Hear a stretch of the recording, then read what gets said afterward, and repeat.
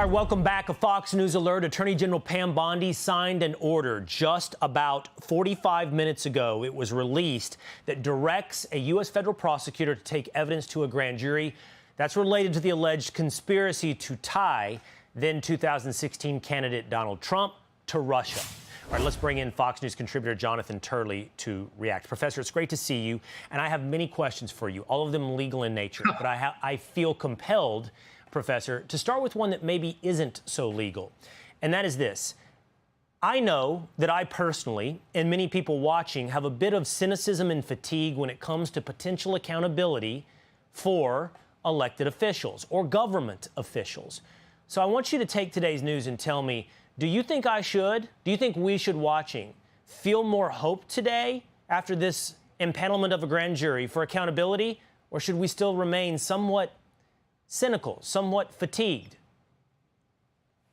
Well, Will, it's a very good question. I don't think this is an excuse for cynicism, but I do believe it's a reason for continued skepticism.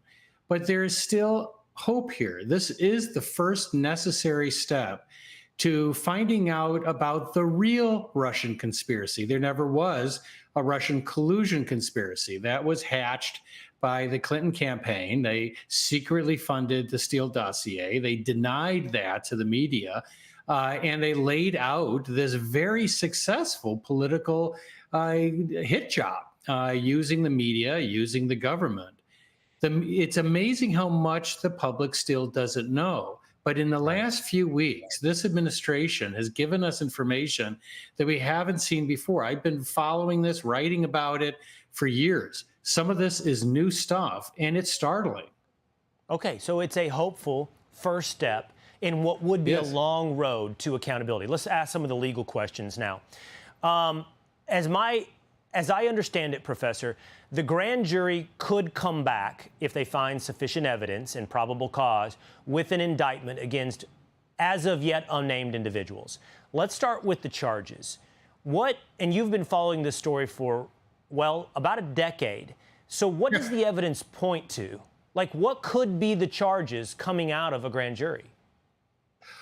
Well, Will, I think today about half the lawyers in the city went on retainer. About 40 minutes ago, you just lost about 50% of the bar in terms of client base.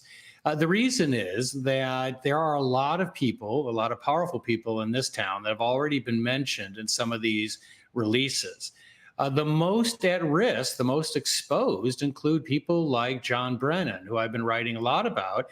It's very hard to square his testimony before Congress with what was just released. And he and Clapper, who is also at risk here, just published an op-ed in the New York Times.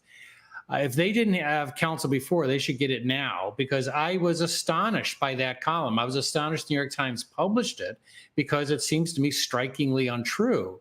But they say that they didn't rely on the Steele dossier, which has been largely debunked, the one funded by the Clinton campaign. These documents indicate that Brennan may have personally intervened to guarantee that the dossier was part of this infamous assessment that occurred at the very end of the Obama administration. Now, Obama himself is likely in the clear because he has immunity due to the recent Supreme Court decision. He can thank Donald Trump for that. But the rest of them are exposed, and there's a very long list. Including Hillary Clinton? It can be Clinton. Now, the key to remember here is that even if the statute of limitations has run, these people are likely to be questioned again. So they can be subject to the trifecta of the most common charges, the ones the prosecutors love the most, which are things like obstruction, false statements to federal investigators, and perjury. The Obama administration used those quite widely, so did the special counsel. Those are likely to appear again now. So even if the statute of limitations has run, it won't run on new statements. It'll just start again. And if there is a conspiracy, as been suggested by the chairman of the House Oversight Committee, that conspiracy may have elongated that statute of limitations. Okay, conspiracy, obstruction of justice, perjury. These are all potential charges for potentially defendants who could include Brennan, Clapper, Clinton, among others, which will all be revealed in due time should it come out of a grand jury. Professor Turley, thank you so much for being with us. Thank you, Will.